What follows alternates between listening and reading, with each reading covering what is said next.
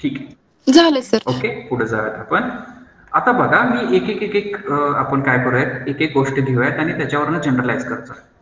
R बार बघा काय असतोय जनरल कोऑर्डिनेट सिस्टीम मध्ये. आर बार काय असतोय, कोण सांगेल मला? आता तर सांगितलं पाहिजे.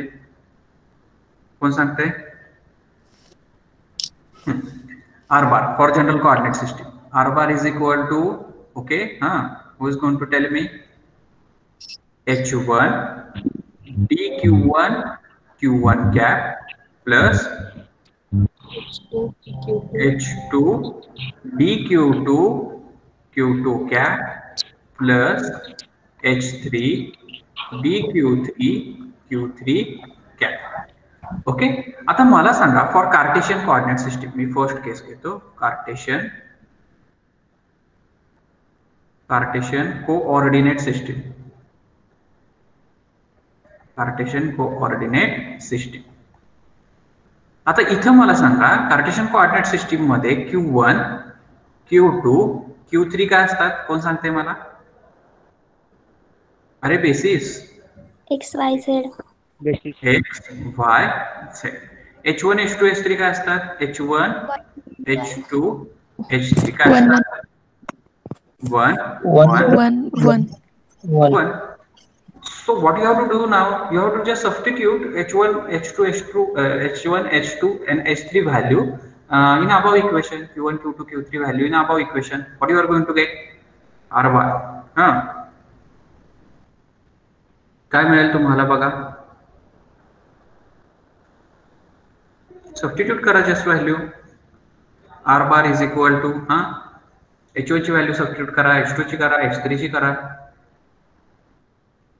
dQ1 Q नाही येणार तुमचा. Q च्या ऐवजी X येणार, Q1 च्या ऐवजी X येणार, Q2 च्या ऐवजी Y येणार, Q3 च्या ऐवजी तुमचा Z येणार. कोण सांगते मला अजून? dX1 बरोबर. dX1 पण नाही येणार, 1 पण नाही येणार. Q1 ची जागा तुमची X न घेतली, Q1 ची जागा X न घेतली, 1 नाही येणार तुमचा, फक्त DX येणार. dX X कॅप प्लस मुलींमध्ये dy okay dy y cap.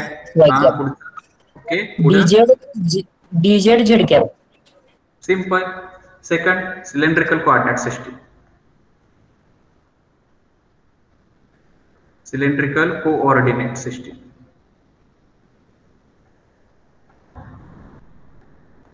Cylindrical coordinate system काय काय असतात? Q1 Q2 Q1 Q2 and Q3 च्या व्हॅल्यू काय काय असतात?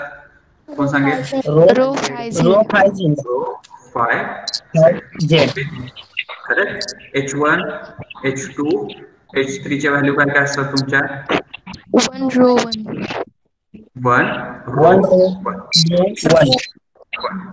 ओके, तर आता मला सांगा या जस्ट व्हॅल्यू काय करायचे तुम्हाला? सबस्टिट्यूट करायचे ह्या इक्वेशन मध्ये. ह्या व्हॅल्यू काय करा, सबस्टिट्यूट करा इक्वेशन मध्ये. वरच्या काय मिळते बघा तुम्हाला, सांगा.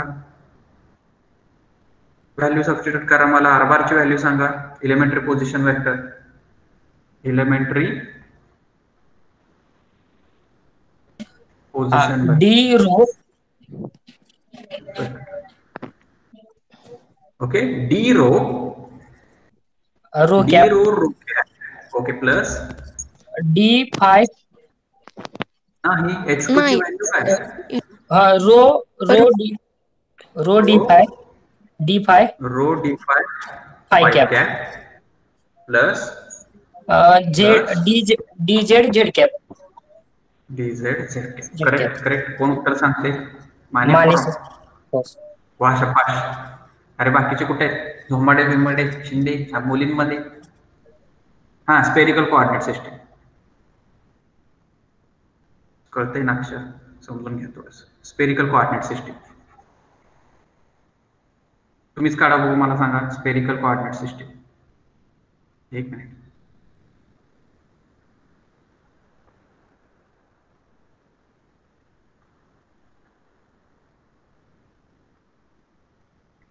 स्पेरिकल कोऑर्डिनेट सिस्टीम काय असणार तुमचे? स्पेरिकल कोऑर्डिनेट सिस्टीम मधले r theta phi. Q1 Q2 Q3. काय असणार? Q1 Q2 Q3 r theta phi. Okay. बरोबर. H1 H2 H3 काय असणार H1 H2 H3? 1 R 1 R R 1 R sin R theta.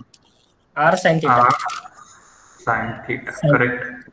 आता जे सबस्टिट्यूट करा मला व्हॅल्यू आणि तिथं मला सांगा R bar is equal to काय?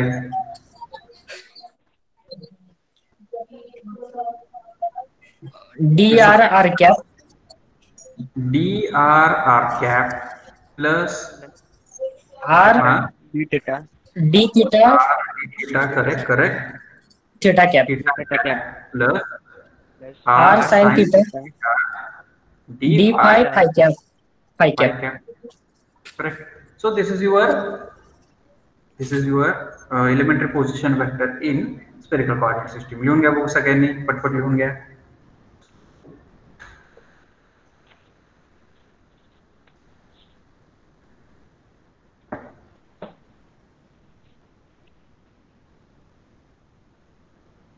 आता त्याचप्रमाणे म्हणजे कसं जे काय तुमचे लेंथ इलेमेंट्स असतात म्हणजे काय असतात H1 Q1 H2 Q2 S3 Q3 हे लेंथ इलेमेंट्स त्याच्यामध्ये तुम्ही H1 H2 आणि H3 च्या व्हॅल्यू करस्पॉन्डिंग कोऑर्डिनेटच्या अक्रॉस तुम्ही सबस्टिट्यूट करू शकता परत आणि त्याच्यावरनं लेंथ एलिमेंट काढू शकता त्याच्यावरनं व्हॉल्यूम एलिमेंट काढू शकता त्याच्यावरनं तुम्ही एरिया एलिमेंट काढू शकता म्हणजे हेच पुढे तुम्ही जसं मी ते इलेमेंटरी पोझिशन वेक्टर साठी वापरलंय तसंच तुम्ही ते पुढे पण काढू शकता काय अवघड नाही त्याच्यामध्ये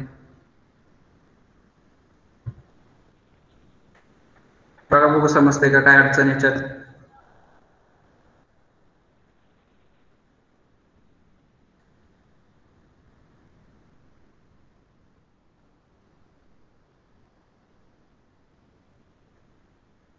फक्त प्रॉब्लेम विचारणार बरं का मी याच्यावर मी आधीच तुम्हाला इंटिमेशन देतोय जेवढे मी इथून पुढे आता नाही एक अजून लेक्चर जाईल थेरीला ती थेरी संपली की इथून पुढे मी फक्त प्रॉब्लेम घेणार फक्त प्रॉब्लेम आणि एक्झामला पण प्रॉब्लेमच असणार आधी सांगतो त्याच्यामुळे त्या तयारीत राहा आणि प्रॉब्लेम कधी सॉल्व्ह होणार तुम्हाला या सगळ्या गोष्टी जर पाठ असतील तर तुम्हाला प्रॉब्लेम सॉल्व्ह होतील नाही तर इम्पॉसिबल आहे तुम्हाला प्रॉब्लेम सॉल्व्ह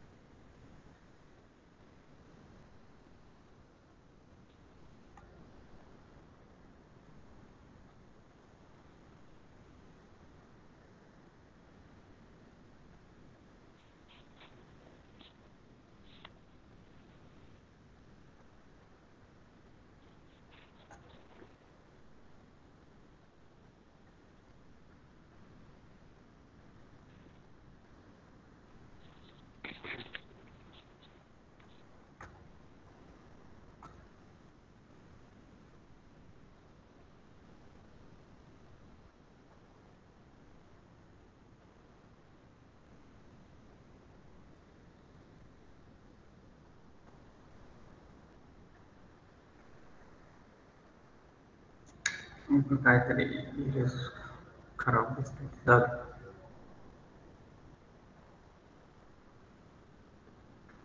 पटपट लिहून घ्या बघू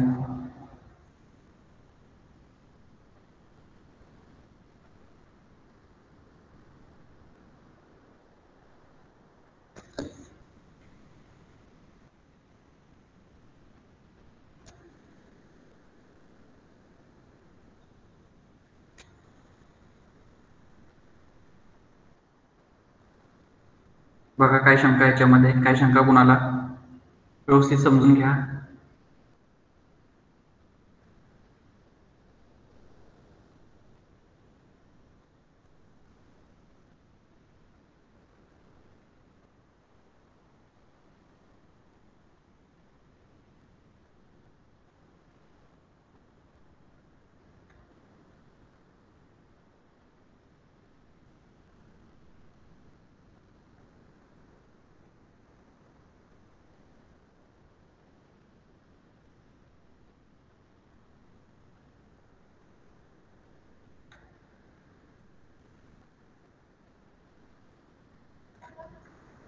काय शंका याच्यात कुणाला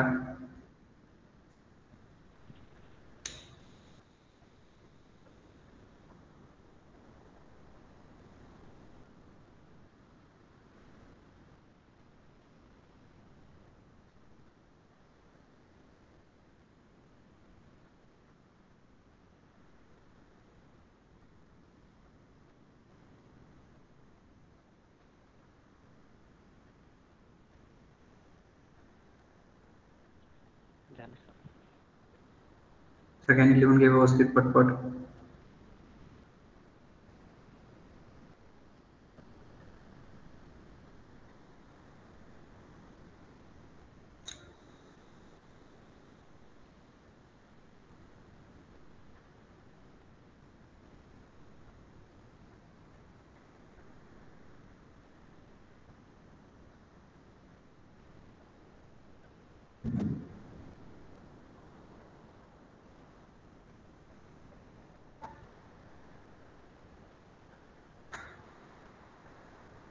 काय शंका कुणाला?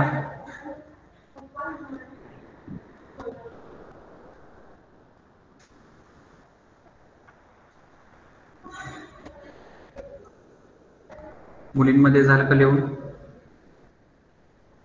हो सर. ओके, ठीक आहे ठीक आहे. पुढे जाऊया. जाऊयात का पुढं? हो सर. ओके ओके ठीक आहे, सर. पुढे जाऊयात आपण. ठीक आहे. आता पुढचा आहे जो पॉइंट आहे महत्वाचा, तो आहे डेल ऑपरेटर. Del operator. आता हे डेल ऑपरेटर म्हणजे काय, तर हा असा रिप्रेझेंट करतं, किंवा त्याला तुम्ही वेक्टर डिफरन्शियल ऑपरेटर असं म्हटला तरी चालेल. दुसरी गोष्ट, ग्रॅडियंट डायव्हर्जन कर्व, त्याचा जो काही फिजिकल सिग्निफिकन्स असतो, म्हणजे ग्रॅडियंट घेता म्हणजे काय करता, डायव्हर्जन्स घेता म्हणजे काय करता, किंवा कर्ल घेताय त्याचा म्हणजे काय करता, तर ह्या गोष्टी तुम्ही फर्स्ट इयरला झालेल्या आहेत. तुम्हाला फर्स्ट इयरला हा सिलेबस आहे तुमचा. ओके, तर त्याच्यामुळे मी त्याच्यात जाणार नाही. पण फर्स्ट इयरला तुम्ही शिकलाय काय, की बाबांनो ग्रॅडियंट डायव्हर्जन कर्व हा तुमचा कार्टेशियन कोऑर्डिनेट सिस्टीम साठी काय असतो, तर ह्या गोष्टी तुम्ही शिकल्यात. ओके, पण इथं काय बघणार आहे आपण, की ग्रॅडियंट डायव्हर्जन कर्वचा जो काय फॉर्म असतो, तो फॉर्म हा वेगवेगळ्या कोऑर्डिनेट सिस्टीम मध्ये काय असतो, इथं हे आपण बघणार. ठीक आहे, तर त्याच्या फिजिकल सिग्निफिकन्स मध्ये मी जाणार नाही, अजिबात जाणार. ओके, तर त्या गोष्टी तुम्ही आता समजून घेतल्या पाहिजे. ओके, ठीक आहे. आता हा जो काही वेक्टर ऑपरेटर असतो, हा वेक्टर ऑपरेटर आपण एकतर स्केलार क्वांटिटीजवर वापरू शकतो किंवा आपण वेक्टर क्वांटिटीजवर वापरू शकतो. बघा, म्हणजे हा जो काही वेक्टर तुमचा ऑपरेटर आहे, vector operator, vector differential operator, हा डेल म्हणजे काय असतो, कोण सांगेल? Del bar is how much? Cartesian coordinate system मध्ये डेल काय असतोय? I cap do by do x plus j cap do by do y plus k cap do by do z. So this is your vector differential operator in Cartesian coordinate system. आता या vector differential ऑपरेटरचा जो काय form आहे, हा इथं form दिलाय बघा Cartesian coordinate system मध्ये, हा फॉर्म. ओके, हा फॉर्म हा प्रत्येक कोऑर्डिनेट सिस्टीम मध्ये सेम राहीलच असं नाही, तो वेगवेगळा असतो. ओके, आता हा डेल ऑपरेटर आपण कशा कशा वापरू शकतो? आपण स्केलरवर वापरू शकतो, स्केलरवर. आणि आपण कशावर करू शकतो? तो वेक्टरवर वापरू शकतो. ओके, पण हा जो वेक्टर डिफरन्शियल ऑपरेटर आहे, हा वेक्टरवर वापरताना त्याच्यावर पण दोन पद्धतीने वापरू शकतो. एक तर डॉट प्रोडक्ट वापरू शकतो, एक तर आपण क्रॉस प्रोडक्ट वापरू शकतो. बघा, परत वेक्टरवर वापरू शकतो. सगळ्या गोष्टी झाल्या. ओके, ज्यावेळेस आपण स्केलरवर वापरतो हा वेक्टर डिफरन्शियल ऑपरेटर, हा स्केलरवर वापरतो, त्यावेळेस काय होतं? स्केलर क्वांटिटीचं कन्व्हर्जन हे कशात होतं? कशात होतं हे कन्व्हर्जन? तुमचं वेक्टर मध्ये होतं. बघा, आता हे कन्व्हर्जन करणारं जे ऑपरेशन आहे त्याला ग्रेडियंट आहे. बघा काय म्हणतोय मी, ज्यावेळेस हा वेक्टर डिफरन्शियल ऑपरेटर म्हणजे हा तुमचा डेल ऑपरेटर, त्यावेळेस तुम्ही स्केलर क्वांटिटीजवर वापरता, त्यावेळेस काय होतं? तो जो काय असेल स्केलर क्वांटिटी, त्याचं कन्व्हर्जन कशात होतं? वेक्टर क्वांटिटीमध्ये. आणि ह्या ऑपरेशनला काय म्हणतात? तर ग्रेडियंट. दुसरी गोष्ट, ज्यावेळेस तुम्ही वेक्टर क्वांटिटीचं कन्व्हर्जन हे स्केलर मध्ये करता, म्हणजे वेक्टरचं कन्व्हर्जन हे कशामध्ये करतोय? म्हणजे वेक्टरवर ऑपरेट करतोय, स्केलरवर ऑपरेट करतोय, आणि इथं पण आपण स्केलर ऑपरेट वेक्टर. वेक्टरचं कन्व्हर्जन ज्यावेळेस तुम्ही स्केलर मध्ये करता, तर त्या ऑपरेशनला म्हणतात डायव्हर्जन्स.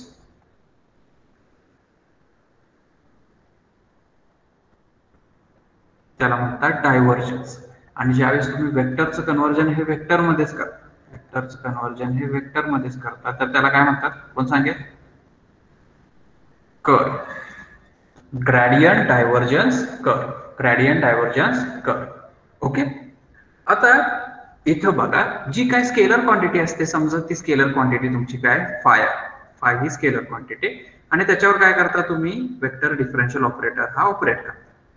तर त्याचं जे आन्सर येईल, म्हणजे हे सोडवल्यावर, this is a scalar quantity. Scalar quantity. Okay. तर ह्या स्केलर क्वांटिटीवर हा वेक्टर डिफरन्शियल ऑपरेटर मी ऑपरेट केल्यावर ह्याचा आन्सर काय येईल? कोण सांगेल? आता तर सांगितलं वरती. काय लिहायचं आन्सर? वेक्टर येईल का स्केलर येईल? वेक्टर. वेक्टर येईल. ओके. दुसरी गोष्ट, याचं एक्झाम्पल बघा. एक्झाम्पल हे आपण इलेक्ट्रोस्टॅटिक्स मध्ये शिकलोय, ऍस्ट्रोफिजिक्सच्या मुलांना माहित असेल. इलेक्ट्रिक फील्ड हे आपण असं एक्सप्रेस करतो. Electric field is a vector quantity or scalar? Electric field is a vector or scalar? Vector. Is a vector quantity. This electric field we can express with potential minus del phi. Phi, this is a scalar potential, scalar electric potential. Okay. म्हणजे इथं बघा तुम्हाला ग्रेडियंटचं हे application, म्हणजे scalar electric पोटेन्शियलचं जर मी काय घेतलं, gradient घेतलं, तर आपल्याला काय मिळते? इलेक्ट्रिक फील्ड मिळते की जी वेक्टर क्वांटिटी. इलेक्ट्रिक फील्ड मिळते की जी वेक्टर क्वांटिटी. बघा हे एक एक्झाम्पल झालं. ठीक आहे. तर ह्याला काय म्हणतात? Scalar electric potential. फाय काय तुमचा? Scalar potential. Scalar electric potential. Okay. हे एक्झाम्पल झालं तुमचं ग्रेडियंटचं.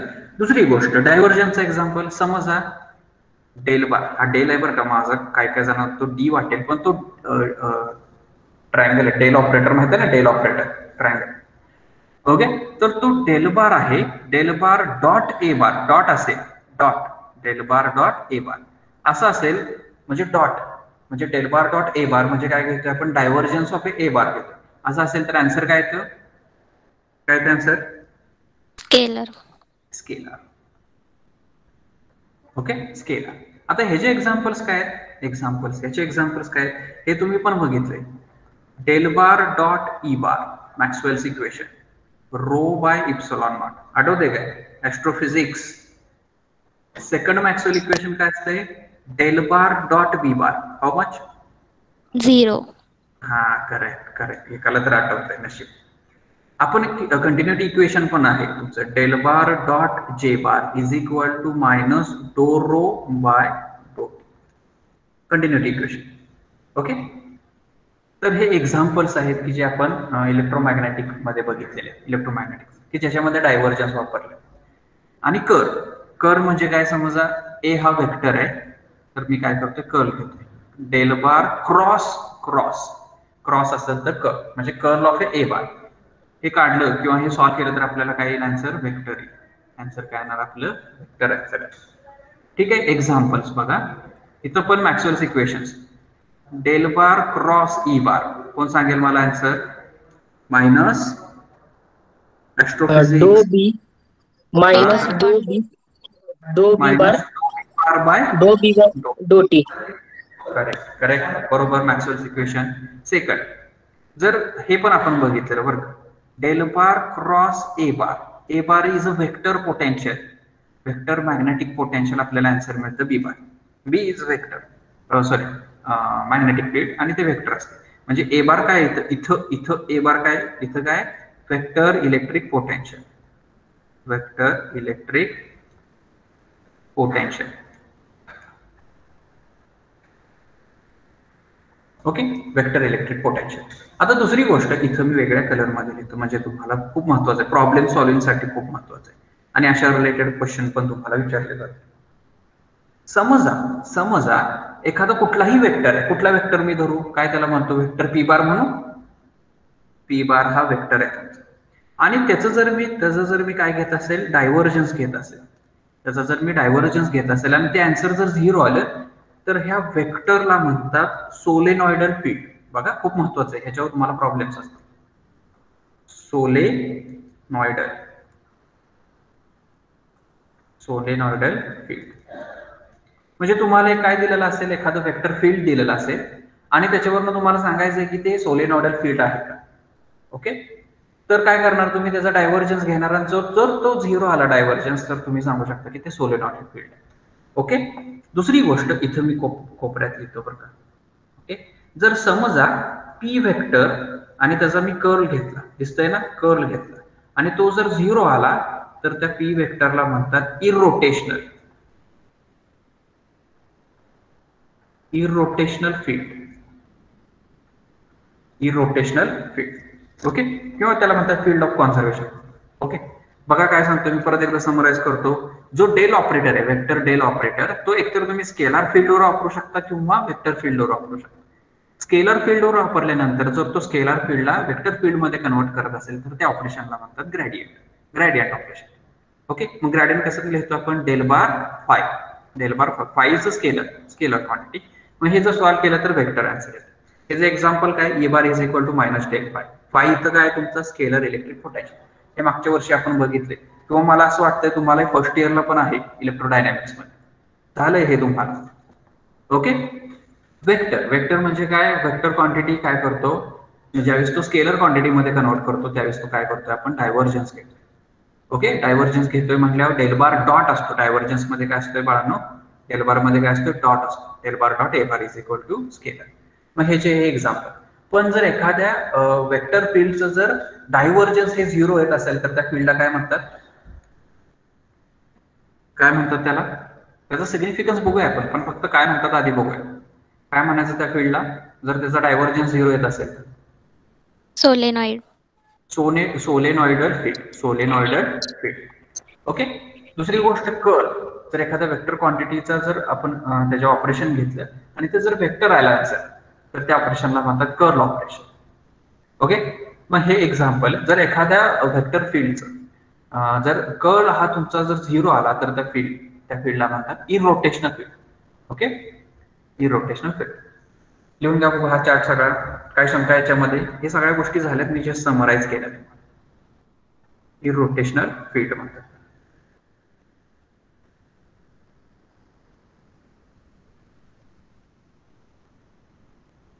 इरोटेशनल फील्ड लिहून घ्या परदेशी क्विक.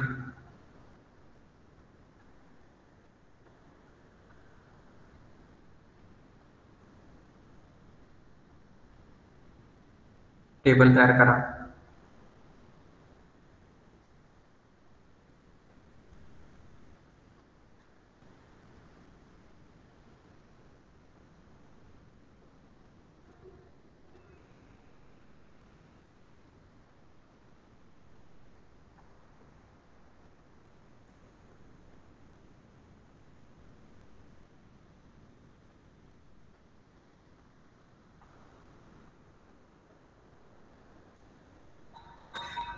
वेक्टर मॅग्नेटिक पोटेन्शियल आणि जो काय फॉर्म्युला होता तो मी इथं वेगळ्या कलर मध्ये लिहितो.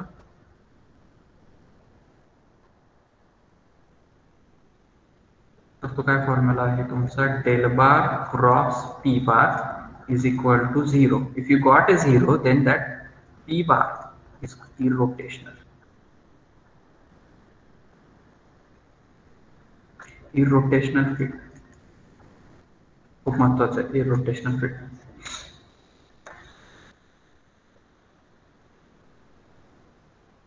काय शंका याच्यामध्ये, इथंच आपण लेक्चर एंड करूया. लिहून घ्या परदेशी क्विक.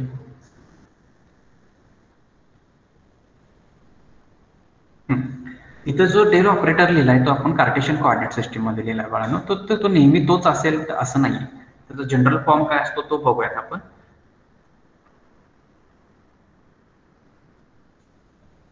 स्ट्रेट काढतो.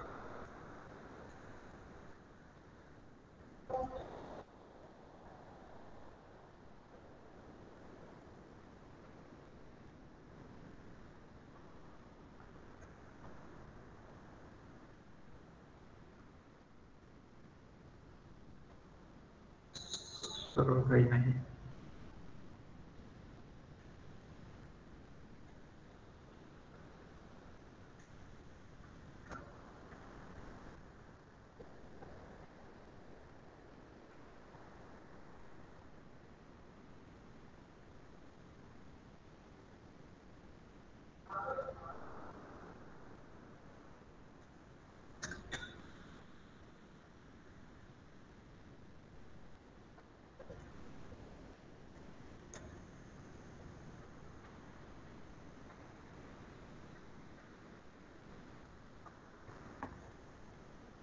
Del operator, this del is nothing but vector differential operator.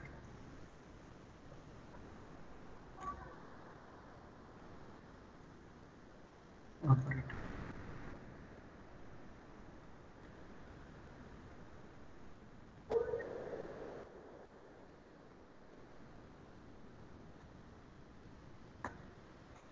बघा भाऊ, समजते का काय अडचण?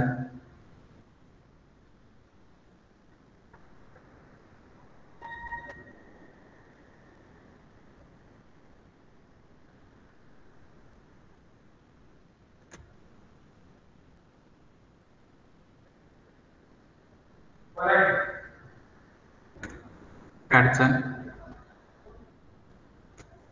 नाही सर. लिहून घ्या पडदेशी क्विक. खूप महत्वाचा आहे हा टॉपिक. मोठा आहे पण महत्वाचा आहे, तितकाच महत्वाचा आहे.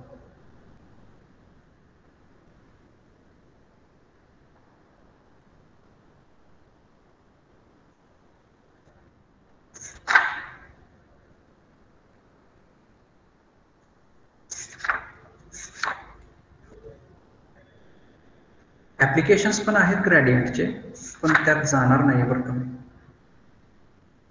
एक दोन टाईपचे ऍप्लिकेशन्स घेऊयात आणि ट्राय करूयात आपण, कारण की खूप वेळ घालवला आपण ह्या धड्यामध्ये.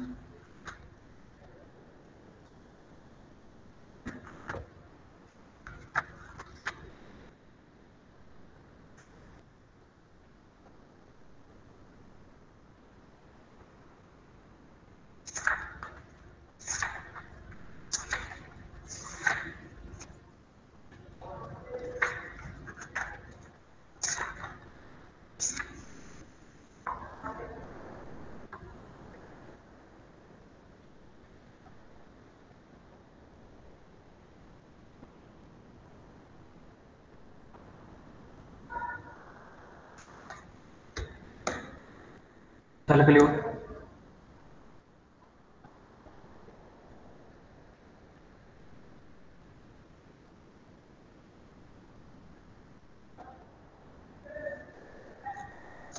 लिहून घ्या पडदेशी क्विक. स्क्रीनशॉट मारू नका, तुमच्या वहीमध्ये ह्या सगळ्या गोष्टी असल्या पाहिजे.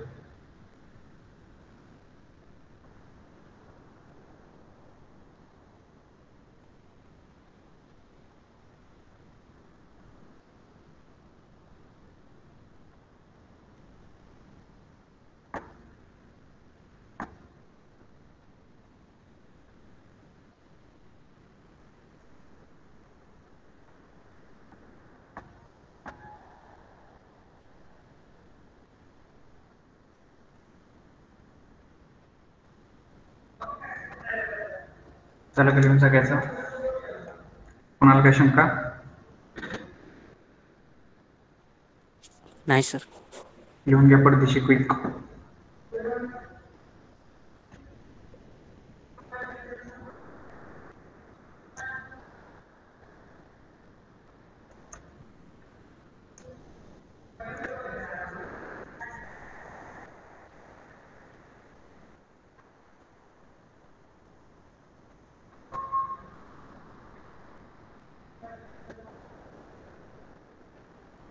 झालं का लिहून? हो. हा सर झालं. नक्की काय?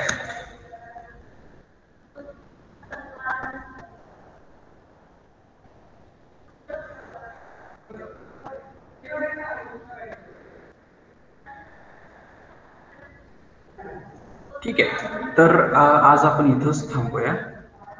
सेकंड करू का? एंड करू? हो सर. Okay okay. 22 आहे.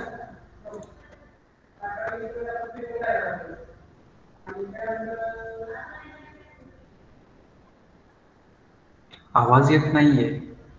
ओके, चला मेसेज. ठीक आहे, इथंच थांबूयात आपण.